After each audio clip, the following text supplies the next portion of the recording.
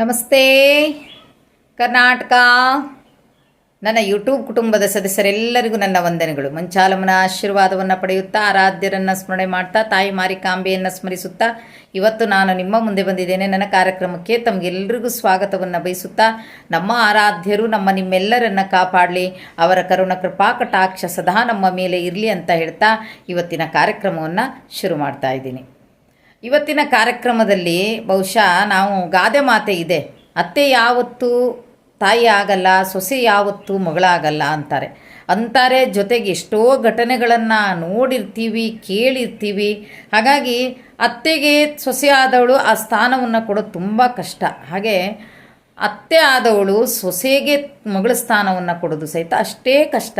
ಆದರೆ ನಡೆಯೋದೇ ಇಲ್ಲ ಅಂತಲ್ಲ, ಹಾಗೆ ನಡೆದಂಥ ಒಂದು ವಿಷಯನ ಹೇಳ್ತೀನಿ. ಈಗಿನ ಕಾಲದಲ್ಲಿ ಆಸ್ತಿ ಸಿಗುತ್ತೆ ಅಂದರೆ ಏನು ಮಾಡೋಕ್ಕೂ ರೆಡಿ ಇರುವಂಥ ಕಾಲ. ಆದರೆ ಆಸ್ತಿ ಬೇಡ, ಅತ್ತೆ ಬೇಕು ಅಂತ ಹೇಳಿದಂಥ ರಾಯರ ಭಕ್ತೆ. ಬಹುಶಃ ರಾಯರ ಪೂಜೆ ಮಾಡಿ ಏನು ಪ್ರಯೋಜನ ಇದೆಯಮ್ಮ? ಇಂಥದ್ದು ಯಾವುದಾದ್ರೂ ನಮ್ಮ ಜೀವನದಲ್ಲಿ ಅಳವಡಿಸ್ಕೊಳ್ಬೇಕು. ಅಳವಡಿಸ್ಕೊಂಡ್ರೇನೆ ಅಮ್ಮ ಒಳ್ಳೆ ಒಂದು ಇದು ಬರುವಂಥದ್ದು. ಸುಮ್ಮನೆ ನಾವು ರಾಯರ ಭಕ್ತರು ಅಂತ ಹೇಳೋದ್ರಿಂದ ಯಾವ ಅರ್ಥನೂ ಇಲ್ಲ. ನಾನು ತಿಳ್ಕೊಂಡಿದ್ದೀನಮ್ಮ, ತುಂಬ ನಿಮ್ಮ ವಿಡಿಯೋಗಳನ್ನು ನೋಡಿದ್ದೀನಿ. ಈ ರೀತಿ ಸ್ವಲ್ಪ ಜಾಸ್ತಿ ಮಟ್ಟಕ್ಕೆ ಅಲ್ದಿದ್ರು ಸ್ವಲ್ಪ ಮಟ್ಟಕ್ಕಾದರೂ ನಾವು ಸ್ವಲ್ಪ ದೇವರಿಗೆ ಮೆಚ್ಚುವ ಹಾಗಾದರೂ ಇರಬೇಕು ಅಂತ ಹೇಳುವಂಥ ಹೆಣ್ಣುಮಗಳು. ಹಾಗೆ ಒಂದು ಅವರ ಗಂಡನ ಹಿಡಿದು ಒಂದು 3-4 ಜನ ಒಡ ಹುಡ್ದವರಿದ್ದಾರೆ. ಅತ್ತೆ ಪಾಪ ಎಲ್ಲರಿಗೂ ಆಸ್ತಿಯನ್ನು ಡಿವೈಡ್ ಮಾಡಿಕೊಡ್ತಾರೆ.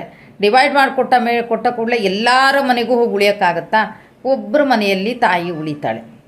ಉಳಿದು ಹಾಗೆ ಒಂದು ದಿವಸ ಇದ್ದಕ್ಕಿದ್ದಂತೆ ನೋಡ್ತಾರೆ ಇವರು ಹೋಗ್ತಾರೆ. ಹೋದಾಗ ಕೊಟ್ಟಿಗೆಯಲ್ಲಿ ಒಂದು ರೂಮ್ ಮಾಡಿಕೊಟ್ಟಿದ್ರು. ಇದನ್ನು ಪಾಪ ಈ ಸೊಸೆ ಹತ್ರ ನೋಡೋಕ್ಕಾಗಿಲ್ಲ. ಯಾಕಂದರೆ ಆಸ್ತಿ ಪಾಪ ನಮಗೆ ಕೊಟ್ಟಿದ್ದಾರೆ, ಗಂಡು ಮಕ್ಕಳಿಗೆ ಕೊಟ್ಟಿದ್ದಾರೆ.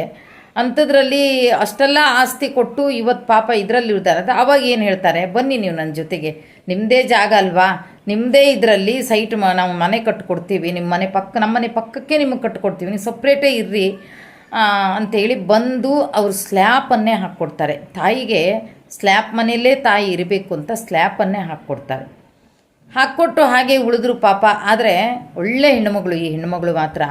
ಅಂದರೆ ಒಬ್ಬರು ಕಷ್ಟದಲ್ಲಿದ್ದಾಗ, ಒಬ್ಬರು ನೋವಲ್ಲಿದ್ದಾಗ ತುಂಬ ಮನಸ್ಸು ಕರಗುತ್ತೆ. ರಾಯರಲ್ಲಿ ಪ್ರಾರ್ಥನೆಯನ್ನು ಮಾಡ್ತಾಳೆ ಅಂಥ ಹೆಣ್ಣುಮಗಳು.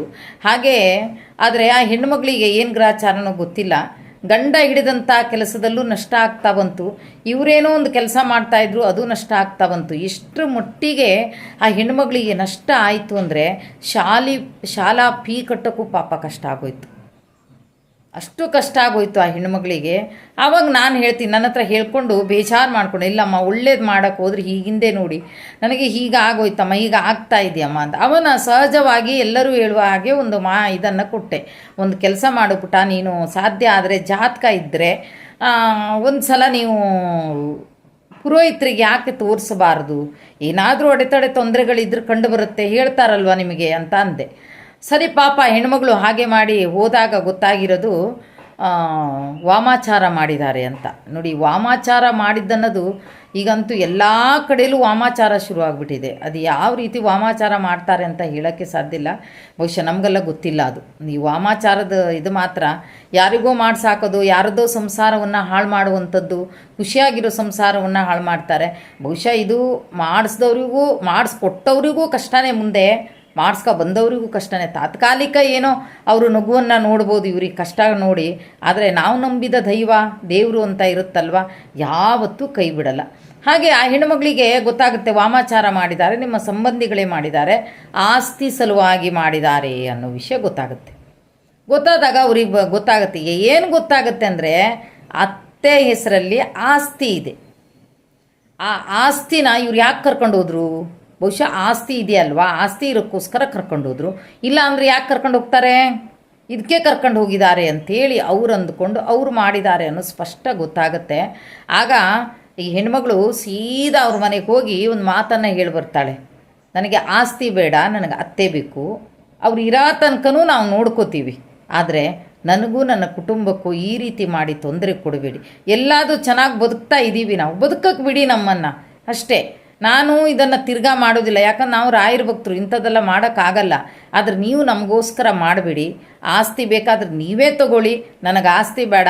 ನಮ್ಮ ಅತ್ತೆನೊಂದು ನಾನು ಇಟ್ಕೋತೀನಿ, ಯಾರೂ ಕರ್ಕೊಂಡು ಹೋಗೋದು ಬೇಡ, ಅವ್ರು ಉಸಿರಿರೋ ತನಕ ನಾನು ಅತ್ತೆನ ಕಾಪಾಡ್ತೀನಿ ಅಂತ ಅಲ್ಲಿ ಹೋಗಿ ಹೇಳಿ ಬರ್ತಾಳೆ ಹೆಣ್ಮಗಳು.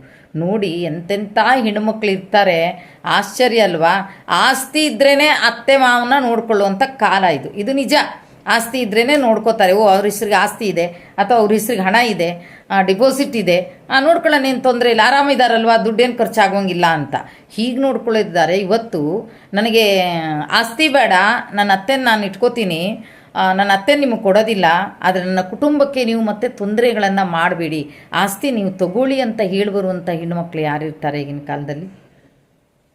ಆ ಹೆಣ್ಣುಮಗಳು ಹೇಳ್ತಾಳೆ, ರಾಯರು ಭಕ್ತರಾಗಿದ್ದಕ್ಕೆ ರಾಯರ ಪೂಜೆ ಗೀಜೆ ಒಂದೇ ಅಲ್ಲಮ್ಮ, ಯಾವುದಾದ್ರೂ ಒಳ್ಳೆಯದನ್ನು ಮೈಗೂಡಿಸ್ಕೊಳ್ಳಬೇಕು.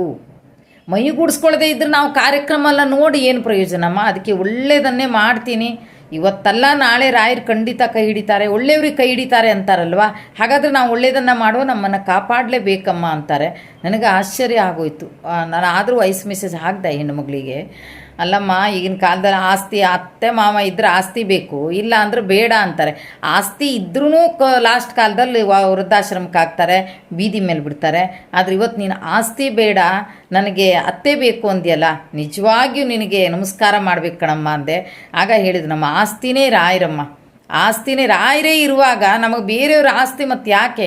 ಅದು ಮತ್ತೊಬ್ಬರು ನೋವು ಕೊಟ್ಟು ನಾನಂತೂ ತಗೊಳ್ಳೋದಿಲ್ಲ, ನನಗೆ ಬೇಡವೂ ಬೇಡ. ಅದು ನನ್ನ ರಾಯರೇ ನನಗೆ ಆಸ್ತಿ ಕೊಡಬೇಕು ಅನಿಸಿದ್ರೆ ರಾಯರು ಎಲ್ಲಾದರೂ ಕೊಡ್ತಾರೆ ಬಿಡಿ, ಇಲ್ಲ ಅಂದರೆ ಕಷ್ಟಪಟ್ಟು ದುಡಿತೀವಿ, ಅದರಲ್ಲೇ ನೆಮ್ಮದಿಯನ್ನು ಕಾಣ್ತೀವಮ್ಮ ಅಂತ. ನೋಡಿ ಎಂಥ ಈ ಹೆಣ್ಣುಮಗಳ ಮಾತುಗಳನ್ನು ಕೇಳಿದಾಗ ಬಹುಶಃ ಎಷ್ಟು ಖುಷಿ ಆಗುತ್ತೆ. ಅದಕ್ಕೆ ಹೇಳಿದೆ, ರಾಯರು ಖಂಡಿತವಾಗಿ ಒಳ್ಳೇದು ಮಾಡ್ತಾರೆ ಕಣೆ, ನಿನಗೆ ಮಾಡದೆ ಅಂತೂ ಇರೋದಿಲ್ಲ. ನಮ್ದು ಏನೋ ಗ್ರಾಚಾರ ನೋಡಿ ಇಂಥವೆಲ್ಲ ಆದಾಗ ಬಹುಶಃ ದೇವರಿಗೂ ಮುಟ್ಟೋಕ್ಕಾಗಲ್ಲ ಒಂದೊಂದು ಸಲ, ಹಂಗಾಗುತ್ತೆ. ಅಂದರೆ ಹೇಳ್ತಾರೆ, ದೇವರಿಗೂ ದಿಗ್ಬಂಧನ ಮಾಡಿ ಆಮೇಲೆ ವಾಮಾಚಾರವನ್ನು ಮಾಡ್ತಾರೆ. ಹಾಗಾಗಿ ಈ ವಾಮಾಚಾರ ಅನ್ನೋದು ದೊಡ್ಡ ಒಂಥರ ಆಶ್ಚರ್ಯ ಆಗ್ಬಿಟ್ಟಿದೆ. ಜೊತೆಗೆ ಇನ್ನೇನು ಅಂದರೆ ತುಂಬ ಕಡೆ ಎಲ್ಲ ಕಡಿಮೆ ಇದು ವಾಮಾಚಾರ ಮಾಡೋವಂಥದ್ದು, ಮಾಡೋದಿಲ್ಲ. ಆದರೆ ಈಗ ಎಲ್ಲ ಕಡೆನೂ ಈ ವಾಮಾಚಾರ ಹರಡ್ಬಿಟ್ಟಿದೆ. ಎಂಥ ಥರ ನಮಗೆ ಯೂಟ್ಯೂಬಲ್ಲಿ ಒಂದು ಇದು ನೋಡಿದ್ರೆ ಭಯ ಆಗುತ್ತೆ, ನೀವು ಇದನ್ನು ಮಾಡಿ ಶತ್ರು ನಾಶ ಆಗ್ತಾನೆ ಅಂತಾರೆ. ಯಪ್ಪ, ನಾಶ ಅಂದ ತಕ್ಷಣ ಮೈ ಜುಮ್ಮನ್ನತ್ತೆ. ಅಯ್ಯೋ ದೇವರು, ಯಾರನ್ನು ನಾವು ನಾಶ ಮಾಡೋಕ್ಕೆ ನಾವು ಯಾರಪ್ಪ ಅಂತ ಅನಿಸುತ್ತೆ ಅಲ್ವಾ? ಅಂಥದ್ರಲ್ಲಿ ಈ ವಾಮಾಚಾರಗಳನ್ನು ಮಾಡಿ ಇಡೀ ನಗುವಂಥ ಒಂದು ಕುಟುಂಬವನ್ನು, ದೇವರನ್ನು ಆರಾಧನೆ ಮಾಡುವಂಥ ಒಂದು ಕುಟುಂಬವನ್ನು ಹಾಳು ಮಾಡ್ತಾರಂದರೆ ಮಾಡಿದವ್ರಿಗೂ ತೊಂದರೆ ಇದೆ. ಆ ಮಾಡಿಸ್ಕೊಟ್ಟವ್ರು ಕುತ್ಕೊಂಡಿರ್ತಾರೆ ನೋಡ್ರಿ, ದುಡ್ಡಿಗೋಸ್ಕರ ಕುತ್ಕೊಂಡಿರ್ತಾರೆ ನೋಡ್ರಿ, ಅವರಿಗೂ ಬಿಡೋದಿಲ್ಲ. ಯಾಕಂದರೆ ಆ ಕುಟುಂಬದ ಬಗ್ಗೆ ಅವಲೋಕನ ಮಾಡುವಂಥ ಶಕ್ತಿ ಇರಬೇಕು, ಆ ಕುಟುಂಬ ಹೇಗೆ ಏನು ಅಂತ ನೋಡ್ಕೊಳ್ಳುವಂಥ ಶಕ್ತಿ ಇರಬೇಕು.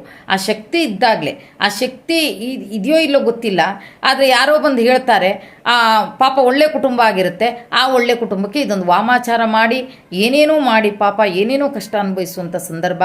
ಆದರೂ ಆ ಹೆಣ್ಮಗಳಿಗೆ ಹೇಳ್ತಾಳೆ, ನನ್ನ ರಾಯರು ಯಾವತ್ತೂ ಕೈ ಬಿಟ್ಕೊಡಲ್ಲಮ್ಮ, ಖಂಡಿತ ರಾಯರು ಕಾಪಾಡ್ತಾರೆ, ಕಾಯ್ತೀನಿ, ಅದಕ್ಕಷ್ಟೇ, ಇನ್ನೇನು ಮಾಡೋಕ್ಕಾಗಲ್ಲ ಅಂತಾರೆ. ಹಾಗಾಗಿ ರಾಯರ ಭಕ್ತರು ಒಂದೇ ಆದರೆ ಆಗಿಲ್ಲ, ಬಹುಶಃ ಕೆಲವೊಂದು ನಡತೆಗಳನ್ನು ನಾವು ದೂರ ಮಾಡ್ತಾ ಹೋಗಬೇಕು. ಅದು ಹೋದಾಗಲೇ ಇವತ್ತು ರಾಯರ ಭಕ್ತರಾಗಿರೋದಕ್ಕೆ ನಾವು ಸಾರ್ಥಕ ಅಂತ ಹೇಳ್ತೀವಿ. ಹಾಗಾದರೆ ಎಲ್ಲರಿಗೂ ರಾಯರು, ಆ ಕರುಣಾಮಯಿ, ಆ ಕೃಪಾಸಾಗರರಾದಂಥ ರಾಯರು ನಿಮ್ಮೆಲ್ಲರನ್ನ ಕಾಪಾಡಲಿ ಅಂತ ಹೇಳ್ತಾ ಇವತ್ತಿನ ಈ ಕಾರ್ಯಕ್ರಮವನ್ನು ಇಲ್ಲಿಗೆ ಮುಗಿಸ್ತಾ ಇದ್ದೀನಿ.